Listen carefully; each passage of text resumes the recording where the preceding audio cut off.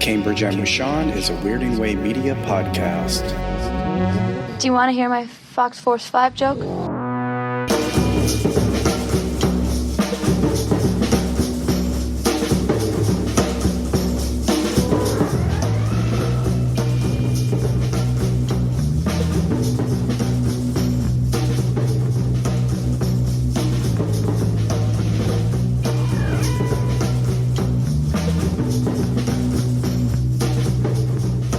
Hello and welcome to Cambridge and with Sean, a podcast by two weird guys where we talk about the weird things that we like.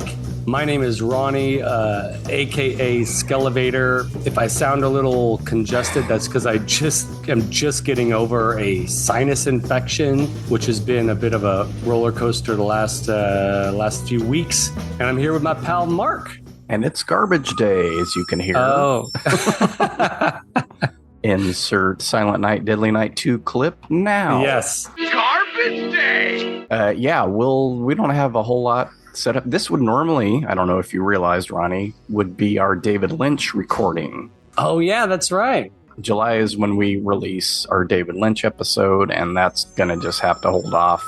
And I believe we have different plans for that anyway this year, and we've got to talk to the other person. And yeah. Hopefully we'll have a David Lynch episode this season. I mean, it's only June right now, so it's definitely not out of the realm of possibility. I realized that because I was looking through. When did we launch our last episode?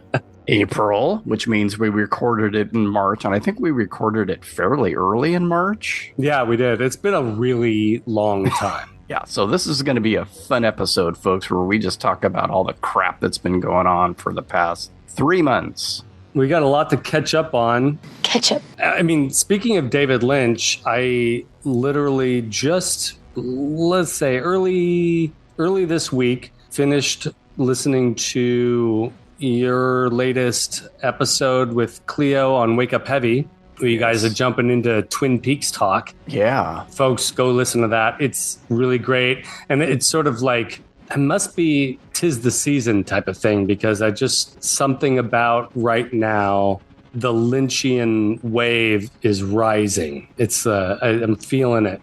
My algorithm's showing it too. Like, I don't know. It's interesting. So I found this other podcast. It's called Meanwhile, a Twin Peaks podcast. And it's very cool because it's a little bit different than the way you and Cleo are approaching your talk about Twin Peaks. They're taking a slightly different approach. Now I've itching to rewatch Twin Peaks. Do it. And I'm thinking about doing it in the order of the prequel, Fire Walk with Me, then jumping into season 1, season 2, and then season 3. Yeah. Thinking about it. I knew you would have thoughts. Well, I'm always order of release. Cleo and I talked about this because I have my old set of Chronicles of Narnia books that I read as a kid, and they have switched up how they order them. By that logic, this actually happened before The Lion, the Witch, and the Wardrobe, blah, blah, blah. Right. And I'm like, no, you read them in the order of release. Wasn't the prequel book, wasn't that written last? It was way later. Yeah, I don't know if it was last, but it was not the first book. And they order it that way now. I think it's Prince Caspian might be the one. I don't know. I hate that. I hate it. Read it and watch things in the order of release, not in the timeline. But do whatever you want, people, and you too, Ronnie. I can't do stuff that way. Won't do it. If you watch things in the order that they were created, it provides a different understanding of the storyline and the evolution of characters. I imagine for some kids out there, if they watched Star Wars in order of the timeline, because we obviously didn't have that opportunity, they understand it or they feel a connection to the story of Anakin Skywalker in a certain way. But I feel like because we grew up with the original trilogy, have a different level of appreciation for the characters and maybe a more critical stance on the prequels because of that. Ariella and I were just we were audiobooking the Chronicles of Narnia books as well. Starting with that prequel book doesn't really work as well. It doesn't. Yeah, I don't know. It's one of my weird things. Josh, I'm going to have to tell him. About my weirdness? I'm sorry, Josh. It's not for everybody, but for me, it doesn't make sense to do certain things that way. The Star Wars thing, I can almost understand. If you've never seen any of them, you might as well start with the first one, I guess. Because they're going to get better as you go, so... Yeah. Once you get to part 4. Which is different than Twin Peaks, because it's all good, maybe except for season 2. It's all good. Yeah. I've never done it that way. I've always watched season 1, season 2, Fire Walk with me. Well, not always. So the last time we did it was in preparation for season 3. This will be a new experience for me. I did the whole watch the Star Wars movies in order a couple years ago, and I ended up speeding through the prequels anyways. We end up watching the original trilogy at the end of the year, and then I always turn to Cleo and say, "Are you going to make us watch the prequels?" And she's like, Yep. So, yeah. I think last year was the first time I'd ever made it through Revenge of the Sith. I'd never watched it before. Oh, yeah. A lot of folks think that's the best one of those, the prequel trilogy. I kind of align with that, but it's still not great. Yeah.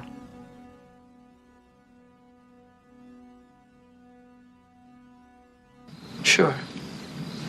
Except I think I'm still a little too petrified to laugh. No, you won't laugh because it's not funny. But if you still want to hear it, I'll tell it. I can't wait. Okay. Well, let's catch up. Yeah, you, part of the reason we didn't record is because of the massive builds you were doing. So you finished those on time. Yes. Talk about where you took them and all that.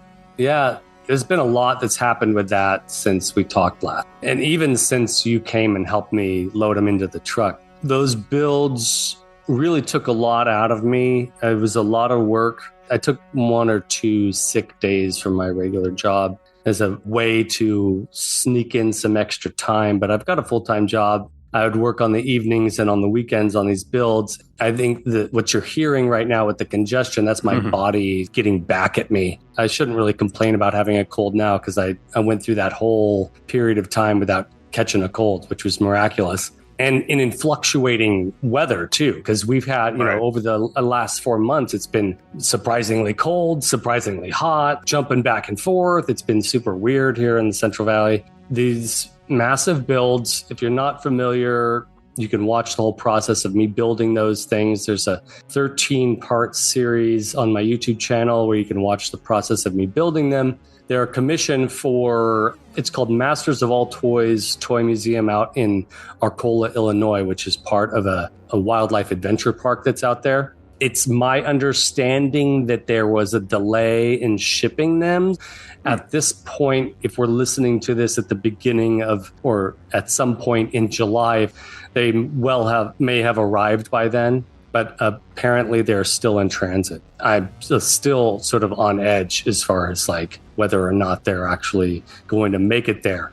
I have sort of let go. Like if they don't survive, it's out of my hands. So my job's done. When you spend 4 months intensively working on something as massive as this, you do become attached. Sure. I finished working on these things. I got them all done. Mark, Jules, my friend and neighbor Frank, the 3 of you guys came over or helped me load them into the 20-foot U-Haul that I rented to take them down to Redondo Beach to the Torrance Marriott there for a Motuniverse convention, which is a Masters of the Universe convention, the first Motuniverse convention. So it's not the first California Masters of the Universe convention because that was PowerCon, which has now primarily been in Ohio. It's nice to have a Masters of the Universe convention back in California. So I got them down there safely. The drive down was absolutely one of the most stressful experiences. I've had many stressful experiences in my life, but I'm pretty sure I lost a couple years driving those down. And they made them there in great shape. There was no movement. I braced them in well. I was nervous about the way I braced them in because if you've ever moved delicate things, you always hit some snags or there's hurdles to jump over as far as keeping them secure in a big vehicle like that. Jules accompanied me down there. We stopped off at In-N-Out Burger, and I opened up the back and all was okay. That was in Bakersfield. And then driving over the Grapevine, it was like, frankly, quite terrifying. The slow lane, I feel for those trucks that drive in the slow lane, the semis, because I think that they've spent a lot of time fixing up the faster lanes, but never fixing up the slow lanes. It was bumpy. It was slow going, and it was crazy. And then we hit traffic, of course, when we got to Los Angeles. That's where I was able to actually decompress a little bit. It was nice to hit traffic and not have to worry about anything. But got them to the convention, got them loaded out, had some folks there that were excited to help out, so they came and carried them into the space. We filmed some of that and posted it on Instagram, and boy, like, I don't know if I can deem these things as going viral, because I don't know what the number threshold is for going viral, but that Instagram post, and it was shared by many others, got a lot of viewers. The final video that I posted too, part 17, checked on it yesterday, and I think it was around 46,000 views. Wow. Final video. Absolutely crazy. With the movie having come out and the accompanying hype for the convention and all kinds of stuff really helped contribute to that. It was kind of amazing to see. I think that's the main reason why I'm a little worried about them getting to Arcola, Illinois safely, is that I think a lot of people responded positively to them, and it would be great if people could continue to see them. Like, it would be really great if they could live an extended life. Yeah. The other convention over there, and I think it's Cincinnati, Motu Fest, apparently they will be showing up there as well, which would be cool if they survive the trip. It had been an intense period of time. I usually don't stay up till midnight. Like, midnight is super late for me, but I was doing like staying up till midnight every night, working on this out in the garage, and it was intense. I kind of can equate it to what it must be like to work on a movie, because people must have 15-hour days, right? Starting early, ending late, and just going straight through for months. It must be like that. I gotta say, one thing bugged me. Yeah. The placement against the wall. Oh, yeah, at the convention. Are they going to pull those tables out? You're missing one full side of the build. And I was like, oh, man, what a bummer. Jay and Mikey agreed. After doing the whole layout plan, it just was a minor oversight. They would do it differently if they could. They had placed me next to Tweeterhead, which was really cool, because Tweeterhead's sculpts are really amazing. The artistry there was cool to see, because those are like resin statues and they're really beautiful. But the guy next to me, this is where the planning really kind of got screwy. The morning of the convention, we adjusted them so they could be things you could walk around. But then the guys showed up that were going to be in that corner. And they're this company that has like a 360-degree camera that revolves and takes pictures of people, and so that they can create 3D printed action figures of themselves. And they just took up a lot more space than they needed to, or that it was unexpected. The big disappointment for me was that people couldn't see all the way around them. And the inside of Snake Mountain is these multi levels. Yeah. And it would have been cool for people to be able to see inside there. Well, that's what I was thinking. This is something you need to walk around, not exactly. Just, so whatever. Yeah. If they survive and they make it to the Masters of All Toys Museum, the way they're going to be set up there, they'll be on pedestals, they'll be under glass. There'll be better lighting, and people can walk around them. I'm really looking forward to seeing how that'll look. And if they do make them there, they'll make them. I'm imagining that if there's any mending that has to be done over a period of time, once they're all set up, I'm definitely going to be posting videos on my channel to show what they look like over there. I'm really excited to see what it looks like there. Cool. But yeah, that was intense.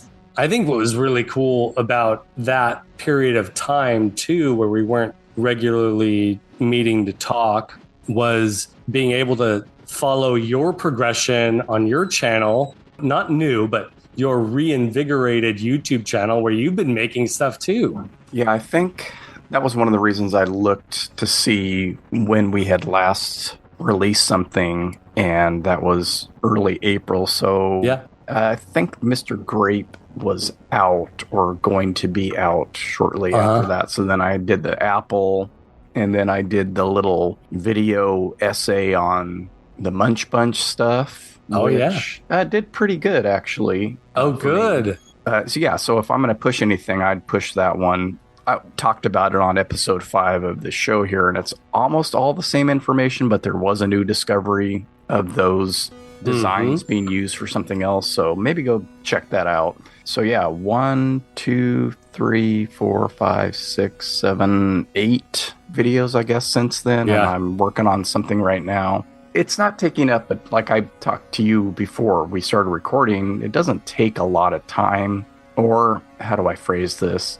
Each little step is not, for me, for these things, is not a whole lot of time. Like I think you told me one time, 8 hours of work ends up being 30 seconds of time lapse or something. For me, that's not really the case. It's like 10 minutes, maybe, if that. Like I did something right before we started recording, and it was probably all of 2 minutes, but now I have to stop because it's got to dry. The DAP has to dry. And then throughout the day, I'll sit here, do my work, and then go, okay, well, I have a little break in my work. I'll pop behind me here and see if there's something I can work on. And then I pretty much edit as I go. So I send stuff to the computer, throw it into iMovie, fiddle with it a little bit, put some titles on, whatever, and then move on to the next thing. And this is how my channel works. All but 2 videos have double-digit views. If I look at the analytics, though, it's like most people, they watch 20% of the video. That's fairly normal, yeah. I'm like, I'm not going to look at that stuff much. But I don't care. I'm doing this stuff. I have all the tools to make the videos. So it's like, well, just do that part too. Why not? Yeah. No one's asking you to watch them. Well, exactly. I mean, go watch them if you want. You don't have to pay anything to watch them. Right. Everything is free as far as the video stuff goes for me. And the cost of whatever for doing this is nominal. And I'm still going through that 5-pound tub of clay. I think I still have 3.5 pounds of it. That's great. So I'm just doing all these little things with the clay right now. I'm not doing any bigger, foam constructed builds or anything like that. What little time I do have, it's a little time waster. And part of it too, I know that I mentioned that it's a distraction, but part of it too is like keeping my brain active. Yeah, for sure. Doing something other than work. Because for me, what has taken up the vast majority of my time since mid-March has been my job. It's been a tough year. We've had some major issues where I work. The issues themselves, and then when they get cleared up, just adds exponentially to the stuff that I do at my job. I know that too. I know, like, when Blue Shield finally starts paying us for all these claims that they've screwed up since January 1st, jeez, I'm going to have a ton of work. And that is starting to happen and had started to happen a couple weeks ago.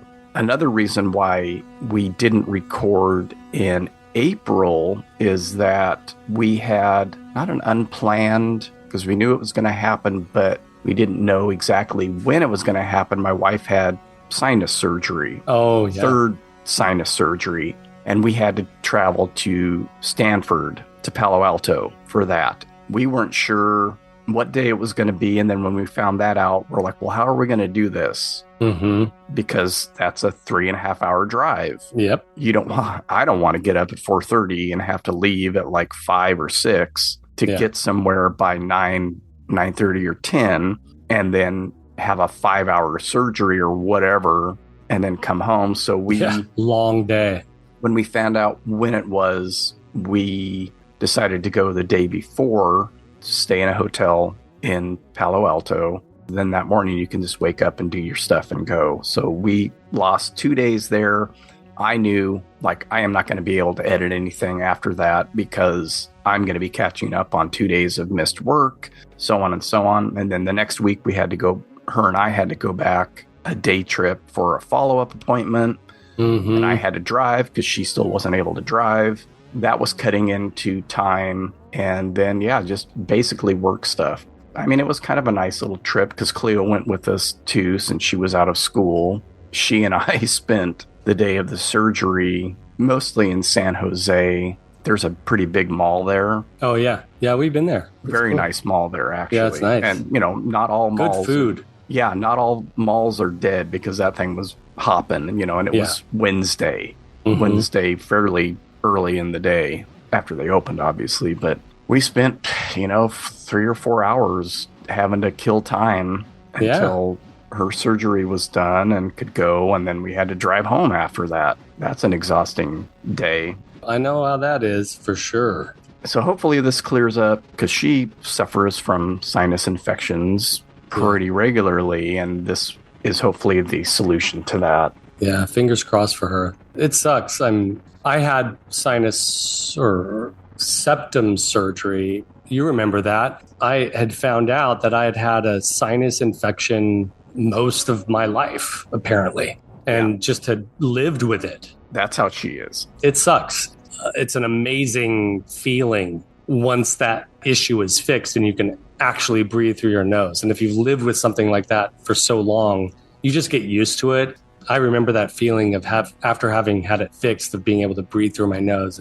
Well, and not having constant headaches. Yeah, because of sinus pressure. And constant bloody noses. Infections because of that. And so, seems to be doing a lot better. And on her second follow-up, which she and Cleo did last week or the week before, they're like, oh, you're healing just fine, quicker than expected. And they cleaned out the gunk that was in there. And like I say, this is her third one, though, so hopefully it's the last one, because she has had this stuff kind of done before already.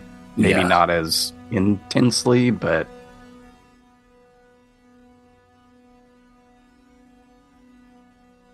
Three tomatoes are walking down the street. Papa Tomato, Mama Tomato, and Baby Tomato. Baby Tomato starts lagging behind, and Papa Tomato gets really angry. Goes back and squishes him. Says, "Ketchup." Our main goal to go to the mall in San Jose was because they have a Pop Mart there. Oh, yeah, that's true. I've been there. Cleo has quite a few series that she follows via Pop Mart. Carlita had kind of gotten on the bandwagon as well. I hadn't yet, but I was very curious. I mean, they're toys, so toy-ish, let's say. They're more statues and or accessories, really. I had gotten something a little while ago off of Amazon. I was looking at the series and the characters, and I'm like, oh, this Cry Again character is kind of intriguing to me, so I bought a little blind box 3-inch figure or whatever. The character is called Crybaby, actually. The series was called Cry Again. So I was like, well, I'll look at those and then see what else. Like, Labubu doesn't interest me, and I remember those little creatures before Pop Mart was even a thing. The guy that made them, made final toys of those characters and stuff. But I was very curious to see what they had. And there was all kinds of cool stuff in that mall, by the way. So Miniso, that shop, is kind of like Pop Mart, but also like a grocery store and a department store. So they have one of those. They have got all this other stuff. I found a figure that I really became intrigued by, and I've started buying. And I think I accidentally sent you that display. Somebody had like all of the figures, and you responded. And I'm like, "Why are you? What?" And I looked. I'm like, "Oh, that was supposed to go to Cleo." That's funny. But I have one of them. The reason I got this is the one I got in. I love that. It's on an ice cream cone. It's so cute. So this is Twinkle Twinkle, and I can't remember the artist's name. They don't really promote the artists other than maybe the Labubu guy. But you can find out who they are, and it's magnetic. So the bottom is hard. No, it's not hard plastic. Actually, it's kind of squishy. So I guess it's vinyl. And then a little plush head pops off the ice cream part. Folks, we'll post a picture of that on our Instagram. Yeah, so I've kind of become attached, and I bought a couple off of Amazon. Amazon has a pretty good supply of Pop Mart has a store on Amazon, and they're the normal price that you would pay in the store. Yeah. If you don't have one near you, might as well. There's one now in Fresno. I don't know if it's a Pop Mart, but it's similar. It's where Kirkland or whatever that housewares place not housewares, but like furniture and things store used to be over there in the Barnes & Noble parking lot. There's a store, and maybe it is a Pop Mart. It might be Miniso. Oh, maybe it's Miniso, yeah. Yeah. The thing that has really caught my attention, I haven't ventured into this territory, and I may have missed the boat. The Disney characters that are Labubu style, just so dang cute. And anything reminiscent of Monchichi or the older style vinyl-faced plushies. They have those. The Disney ones, they had a display of at the Pop Mart. Oh, cool. They had sold out. Because I was like, oh, I really like that Goofy. The Goofy is the one, right? The Goofy is the one. And I'm like, you got any of these? Because I'm like, where are the boxes? And they're like, no, we're all sold out. Of course. Yeah, but this one's facial features kind of have that same old school cartoony look. That's same what energy. Really attracted me to them. But there's a place in the Tower District by where Club Fred used to be called Sour Milk that I've driven by that. Actually has quite a bit of Pop Mart stuff and tons of other stuff like Japanese vinyl. They've got tons of Monchichi and all this other fun stuff. So I got a couple of things there for Mother's Day, and they have letterpress cards there, and their Pop Mart stuff is marked up. It's about $5 more than normal, but they're buying stuff wholesale. But you can find some of it here in town if you're a local. Hit Sour Milk. Support local businesses, folks. Yeah, it's pretty cool. That is cool. Yeah, so like I said, I got a couple more off Amazon, and then when they went back, they got me another one at the same Pop Mart. I think I have 4 now. I'm excited to see them, so send me a photo of all 4, and we'll post that on our Instagram. Yeah, I'm not hanging them off my bag and going to college, so... That's the thing. And they don't stand up. They don't stand up. They're little fluffy guys. And that's unusual for me. Fluffy things that don't stand up are not something I normally would collect. Yeah, almost every series has a blind box vinyl version. Yeah. Static figures. Yeah. A lot of them are, though, like that, what I've complained about before with Happy Meal toys. They're doing something. Yeah. So I just try to find stuff that's like, I mean, if it's just a character standing there, I'm fine with that. They don't need to have a fishing pole in their hand. Yeah. Right? Like, I don't care if this little twinkle twinkle character goes fishing. Like, just give me like a static figure and I'm cool. Yeah. Maybe dressed up in different costumes or whatever, but they don't need to be doing stuff in a car or whatever. That's the cuteness aspect that like people want to see them engaging in some way. Yeah. Because then that adds to the cuteness. It's like leveling the cuteness up. Whatever. I'm like you in that regard too. I much prefer just a static figure that I can... For me, I can't take a little guy that's in a static pose fishing out to the yard and take a toy photo because the lack of imagination there as far as like what that character will be doing is limited because he's got to be fishing out there. You got to put him by a puddle or something. Put him by a puddle. And now suddenly that's a very limited version of very narrow series of options as far as what to do. I think that's what bugs me about it is the narrowness, the limitation. Like, that's all this guy ever does is go fishing. Yeah, that's all he does. Because if he's static, you can have him do whatever. Yeah.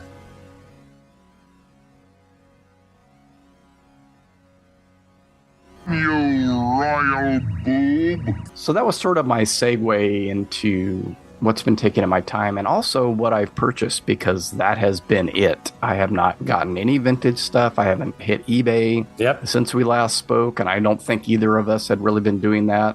You went to Motooniverse where there was going to be tons of vintage and new stuff. So what did you pick up there? I didn't really get a lot from the convention that I had to spend or that I chose to spend money on.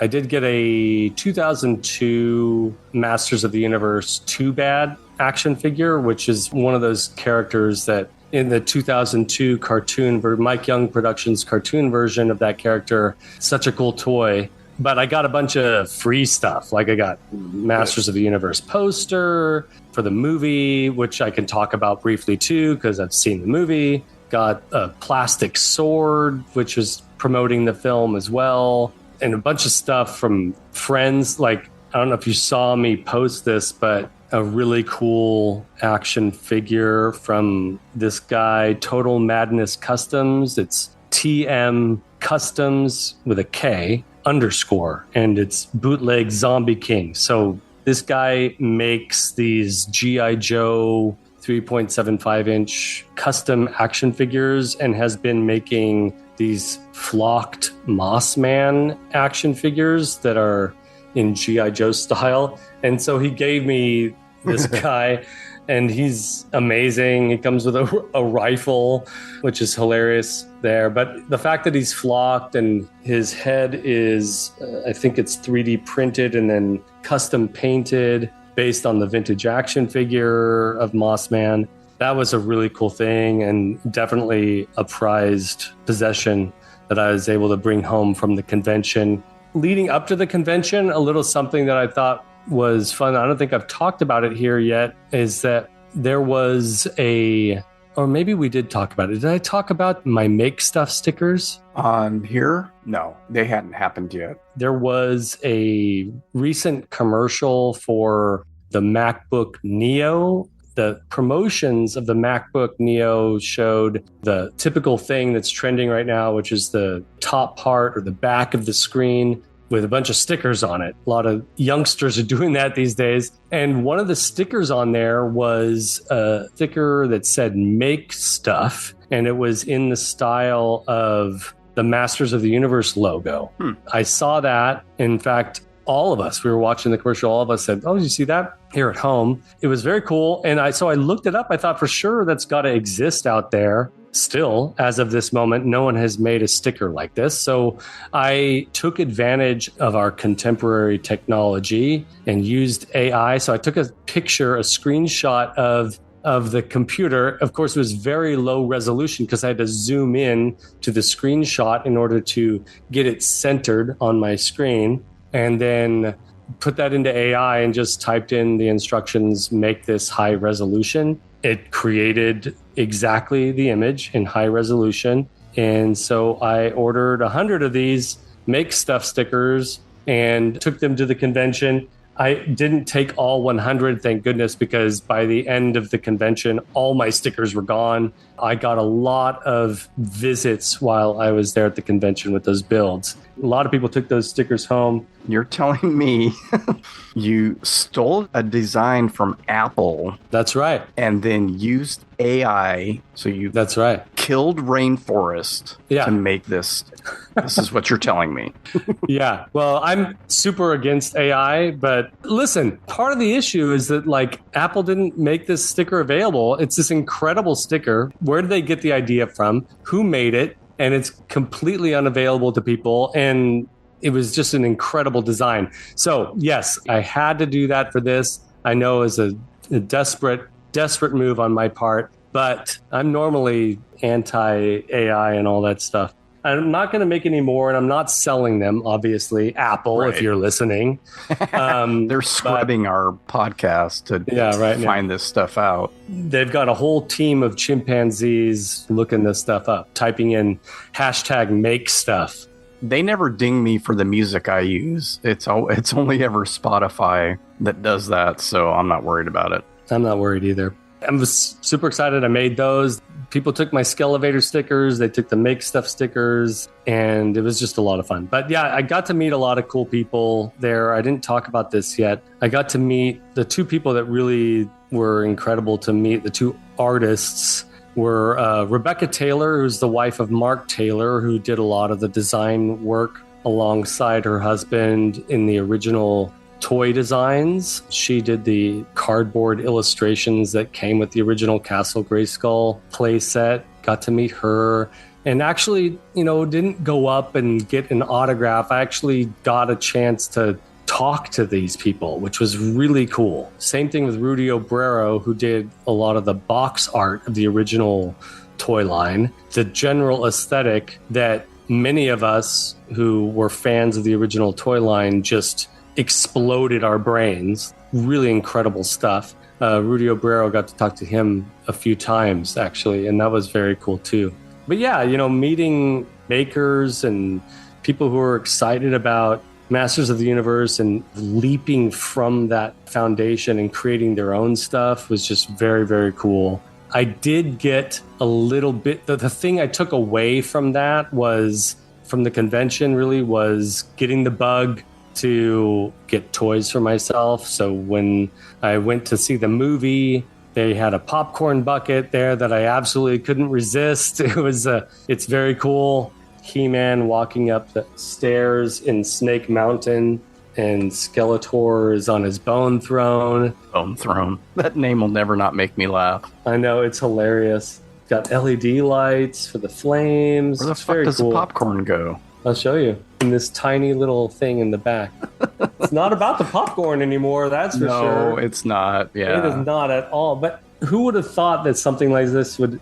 To be honest with you, I would have never, even as a kid, I would have never imagined anything like this existing. Yeah. It's pretty darn cool. The whole popcorn bucket thing is just hysterical to me. It's hilarious. I've got 3 things that are just absolutely absurd now, like that. These 2 Disney beverage containers behind me here, and this popcorn bucket that is of an IP that, first of all, none of us ever thought that a Masters of the Universe movie would ever come out. It struggled to become real for many, many years. We were in a weird time. And I will say briefly that the movie was not bad, actually. Yeah, that's what I've been hearing. It was a lot of fun. It's not, a masterpiece. No pun intended. Yeah. But there's a lot of Thor Ragnarok type of Taika Waititi style humor in there, which is also sort of reminiscent of the cheesiness of the Filmation cartoon anyway. It was pretty fun. I've been meaning to go see it again, but of course I got pretty sick right after that. The Red Letter Media guys actually did an episode on it. I had no idea what it was going to be like or why they were even doing it. Apparently, Mike, the older, more acerbic one, was a Masters of the Universe kid. He has got a bucket of toys. Nice. He's got his original toys. I love that when I hear that from people. That's so cool. A lot of them make an appearance on that episode. He pulls a bunch of them out and stuff. They both seem to like it pretty much, so... It's worth seeing when it starts to stream on Amazon. I recommend watching it. For anybody that's not a Masters of the Universe fan, don't go into it expecting much. If you're not a Masters of the Universe fan, I can see how it could be appealing. But it's really made for the kids who know these characters. And there's a lot of Easter eggs in there that are deep cuts. I mean, there's a character in there that only appeared in one, I think it was Golden Book, kids book that was just made up out of the blue. That's that demon looking guy, Goat Man. And then there are some characters and nods to the 87 movie. It's got a lot in it. It was a lot of fun. I made a video review on my YouTube channel, and the statement that while I was talking about the movie that I thought that I keep going back to is, now what? It's sort of a bittersweet thing for Masters of the Universe fans. We've all been hungry for content, hungry for toys, the newer versions of the toys, hungry for it to garner attention from a larger audience. And now that we're kind of in that space and the movie's kind of failing a little bit at the box office, but apparently Amazon is fine with that, I guess. They keep saying it's okay. Now that we've gotten a different cartoon version of it, a new movie, tons of different toys, it kind of feels like it's reached another apex of interest. And usually when that happens with Masters, it starts to die off and become quiet again. So we'll see how that goes. I'm hoping that they make sequels because they teased a lot of stuff at the end that would be very cool to see.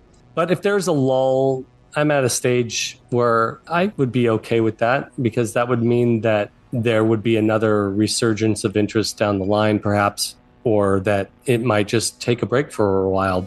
It's been a really, really cool time for Masters of the Universe, and I hope it extends, and I hope that kids get interested. I just saw the first episode today of a new cartoon that Mattel is putting on YouTube, which was really fun, sort of inspired by contemporary cartoon shorts for kids. It seems like it's going to be fun. They're going to continue to be making toys, so I could be wrong, but it does feel like we're in another what's next type of scenario, right. And maybe there's not going to be a next thing. Not everything has to be Star Wars, which they're milked to death. Star Wars and Teenage Mutant Ninja Turtles, the IPs that seem to never go away. I do feel, and you might agree, that IPs need breathing room sometimes in order to gain traction again. Like, I don't think that Star Wars is in the healthiest place right now because they keep putting content out and not allowing us to catch a breath and get excited or start contemplating new things on our own as fans. We'll see how it goes. It's been an exciting time.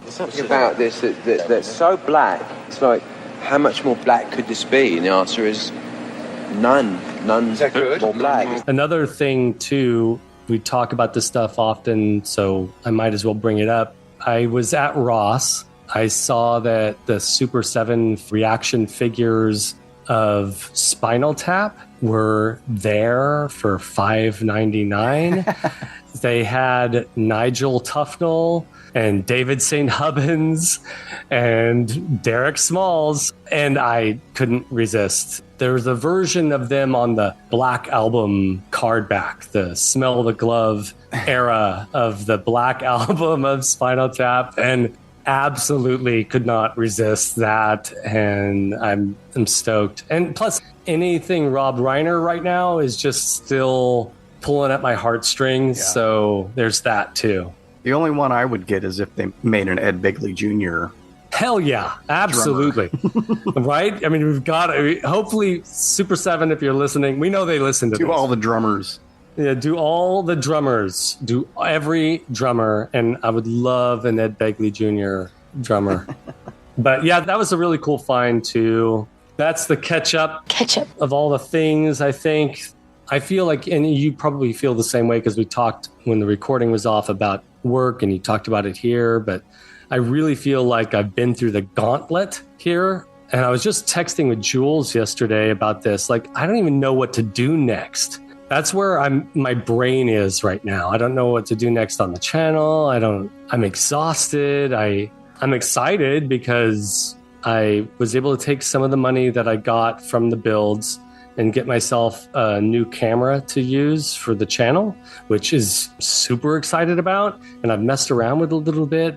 I feel like I'm right now at this very moment just starting to feel like my feet are finally sort of landing back on the ground, or I'm coming out of a fog, if that makes sense. The builds being done, there's a little postpartum depression there that happened to me, and probably exacerbated by this illness that didn't leave me. General lethargy. I'll think of some suggestions for you to work on. I like. Here's a little tease for you. Oh, I think I know where you're going with this. Does that shape look familiar to you? Yep, it sure does. Okay, it sure does. Oh, I'm excited. Speaking of buying stuff, let me interject here real quick. I did buy some stuff. I bought a jewel file set because sandpaper doesn't get into all the creases and stuff. Nope. So, it's got all those little round shapes and triangular shapes and flat shapes. So I bought a little cheap thing off Amazon, and then I bought a cheap set of clay sculpting tools. Nice. Which I haven't used very much of. I think I saw you break them out a little bit. Yeah, in the last video. I just used one on this to help push some DAP into a seam, but they're more, I think, directed towards actual clay, that you throw. And but it's the same concept: soft, squishy, malleable earth. You can use that stuff on. So I'm trying to find uses for. Again, I think it was $5 or $6 or $7 or something for 23 pieces, and Some of them I'll probably never use, but there's some stuff in there that I know will help with shaping and cutting, I think is more what I was going for. But yeah, that kind of stuff I've bought. But I haven't really bought any toys or anything other than the Twinkle Twinkle Pop Mart stuff. Yeah, that's pretty adorable. Buying tools for making stuff, so always a wise investment. Even if it sits there for a while and isn't used, at least you'll always have it. So when you do get back into it or you do swing back around to needing it, it's there. I'm excited for you. I am excited about the next time we record because I did identify a thing. This goes back quite a while for me. It's another one of those, what the hell is that I can't quite remember, that I know I remember, I can't quite identify. I do a bunch of research online, and then I figured it out finally. A little teaser for the next episode. There's this thing that had been bugging me most of my life, in fact, since 1983, that's been really nagging at me. And I finally figured out what it was. I had to ask my dad. He kind of knew something, and then that led me down another path, opened up a door to research that I hadn't explored yet. Sure enough, I found it, and I'm not going to reveal that now, but I'm really excited to talk about it. Cool. With that being said, I think we can call it. Thank you, everybody, for your patience, because it's been a while. Jules, I'm talking to you, and maybe the two other people that listen. Hopefully there won't be any more breaks between episodes for a while, but life happens. Shit happens. What are you going to do? We'll see. No promises. No promises. Any final thoughts before I close this out, Mark? Nope. All right. Remember, folks, until we meet again, have fun, stay weird, and keep collecting. Josh, I'm going to have to tell him. About my weirdness? I'm sorry, Josh. Cambridge and Rashawn is a Weirding Way Media podcast.